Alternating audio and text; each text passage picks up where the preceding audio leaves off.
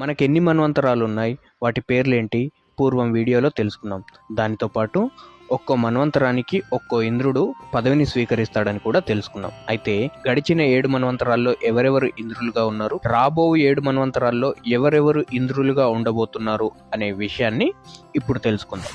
స్వయంభువ మన్వంతరం మొదటి మన్వంతరంలో యజ్ఞ అనే అతను ఇంద్రుడిగా ఉంటాడు. స్వారోచిత మన్వంతరంలో విపశ్చిత అనే అతను ఇంద్రుడిగా ఉంటాడు. ఉత్తమ మన్వంతరం దీంట్లో సుశాంతి అనే అతను ఇంద్రుడిగా ఉంటాడు. అలాగే తపస లేదా తమస ఈ మన్వంతరంలో శిబి అనే ఆయన ఇంద్రుడిగా ఉంటాడు. రైవత మన్వంతరంలో విభు అనే ఆయన, చాక్షుష మన్వంతరంలో మనోజవుడు అనే ఆయన ఇంద్రులుగా ఉంటారు.